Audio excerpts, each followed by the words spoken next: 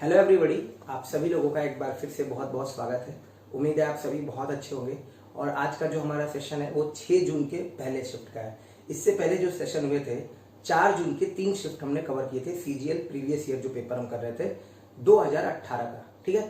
तो ये अभी 6 जून का पहला शिफ्ट है।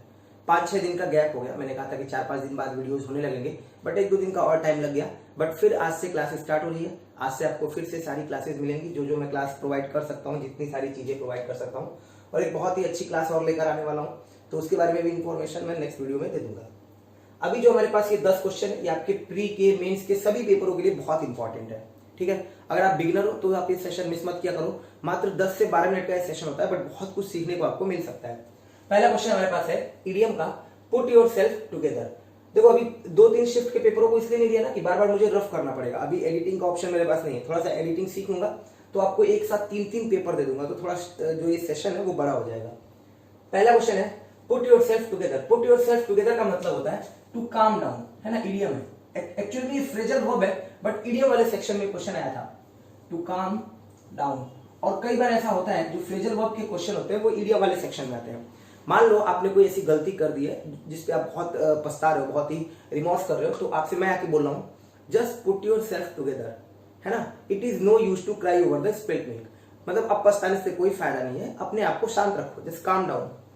नेक्स्ट है हमारे पास give someone the cold shoulder.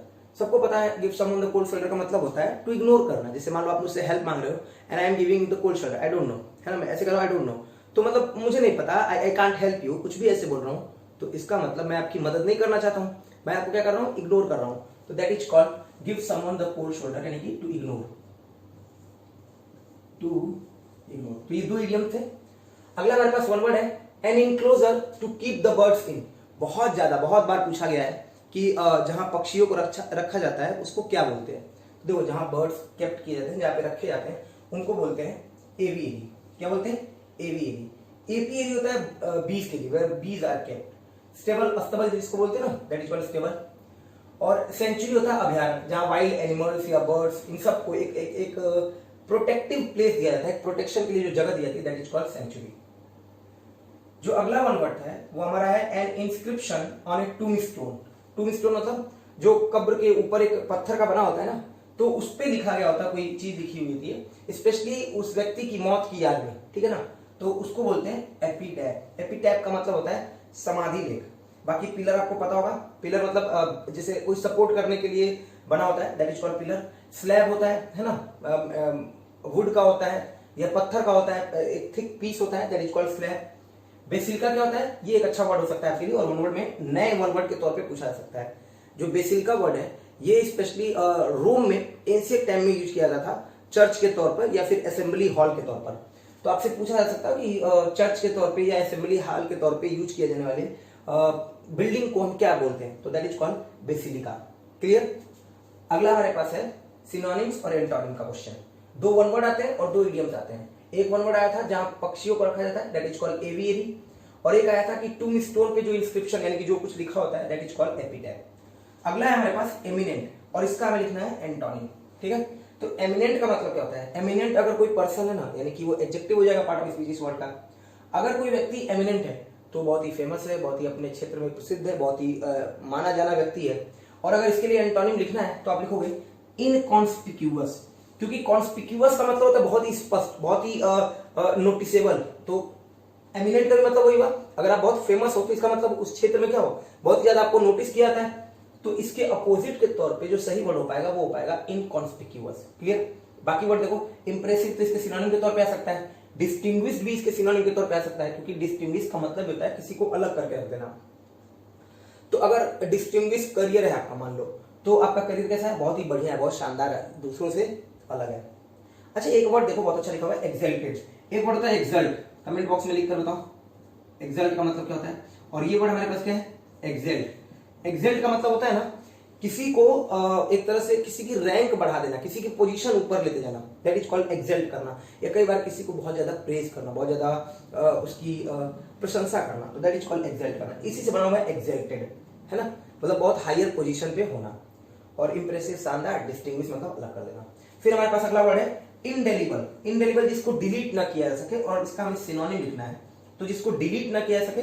Eraser आप पढ़ते हो ना, इरेजर चाहिए मुझे मिटाने के लिए, तो इरेजेबल एडजेक्टिव बना दिया एबीएल सफिक्स लगा के, जो चीज मिट सके, और इनइरेजेबल जिसको मिटाया ना जा सके, इनइफेक्टिव जो प्रभावी ना हो, इलीगल जो अवैध हो, और एलिजिबल, देखो एक एलिजिबल होता है एक इलिजिबल होता है, तो जिसको पढ़ा ना जा सके, ये भी बहुत अच्छा वन वर्ड है हमारे लिए। डिफिकल्ट टू रीड, या जिसको समझना मुश्किल हो, जिसको पढ़ना मुश्किल हो, एलिजिबल। और एक वर्ड एलिजिबल होता है ना, एलिजिबल, इसका मतलब क्या होता है?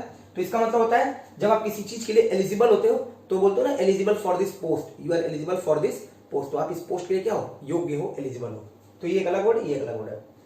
अब हमारे पास एगोनी वर्ड है, इसका हमें एंटोनिम लिखना है। एगोनी का मतलब होता है बहुत ही मानसिक व्यथा, है ना, बहुत ज्यादा दिक्कत, बहुत ज्यादा परेशानी, बहुत आपको सफरिंग है, मेंटल सफरिंग है, बहुत दुख है, दर्द है, तो दैट इज कॉल्ड एगोनी। तो बहुत दुख दर्द, बहुत ही मतलब एगोनी में हूं, तो बहुत ही संताप में हूं, बहुत बेकार वाली स्थिति में हूं, इसके लिए एंटोनिम लिखना है, तो आप क्या लिखोगे? कंफर्ट लिखोगे, क्योंकि देखो एंजाइटी वही हो जाएगा, बहुत ही चिंता। डिस्ट्रेस या माइजरी, ये भी एक ही वर्ड हो जाएंगे। माइजरी कहना कि दो सेंस होते हैं, माइजरी एक पोवर्टी वाले सेंस में भी होता है और दूसरा डिस्ट्रेस वाले सेंस में भी होता है। तो डिस्ट्रेस का भी मतलब ये होता है कि बहुत ज्यादा वरी, बहुत ज्यादा अनहैप्पीनेस, तो दैट इज कॉल्ड डिस्ट्रेस, है ना, किसी बात को लेकर। या फिर डिस्ट्रेस को आप वर्ब की तरह भी यूज कर सकते हो, अपने आप को इतना डिस्ट्रेस क्यों कर रहे हो, एक हार ही तो मिली है तुम्हें, फिर से तैयारी करो, फिर से मेहनत करो, कुछ हो सकता है, तो अपने आप को डिस्ट्रेस क्यों कर रहे हो, मतलब अपने आप को इतना दुखी क्यों कर रहे हो। क्लियर है? माइजरी का मतलब दुख भी होता है और गरीबी होता है ना। एक इडियम बताओ, put somebody out of misery, comment box में लिख कर बताओ। दो क्वेश्चन पूछा मैंने, एक एक्सल्ट और एक put somebody out of misery. अगला वर्ड हमारे पास ट्रियम्फ।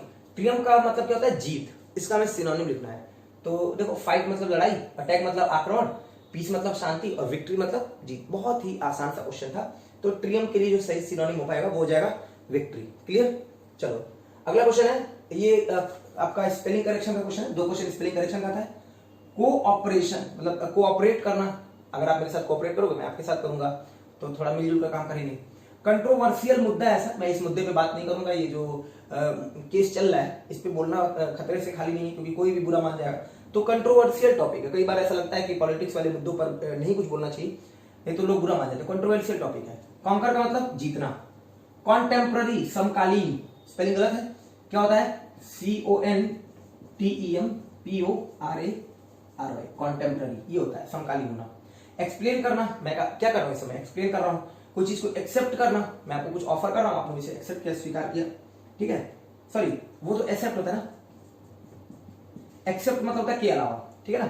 चलो फिर एक वर्ड होता है एक्सपायर कर जाना। कोई चीज एक्सपायर कर गई तो उसकी एक्सपायरी डेट खत्म हो गई, मतलब जो भी डेट होती है उसकी एक फिक्स डेट एक्सपायर कर गई। एक्सपीरियंस एक अनुभव, तो ये आपका गलत स्पेलिंग, देखो EXPERIENC ये होना चाहिए था और लिखा कुछ और है। तो क्लियर है? ये 10 क्वेश्चन थे। अगर स्क्रीनशॉट लेना चाहते हो एक बार स्क्रीनशॉट ले सकते हो। और आज के लिए इतना ही है। अभी नेक्स्ट सेशन से मैं कोशिश करूंगा कि 2 से 3 सेशन एक साथ मैं आपको कवर कर दूं, ठीक है। वीडियो अगर अच्छा लगा हो तो वीडियो को एक बार शेयर जरूर कर देना, अपने कमेंट बॉक्स में बता देना। आज के लिए इतना ही। जो भी आपके सजेशन हो, जो कुछ भी आप कहना चाहते हो, एक बार कमेंट बॉक्स में बोल देना। नेक्स्ट सेशन में फिर मिलेंगे, तब तक के लिए अपना ध्यान रखिएगा। आप सभी लोगों को धन्यवाद।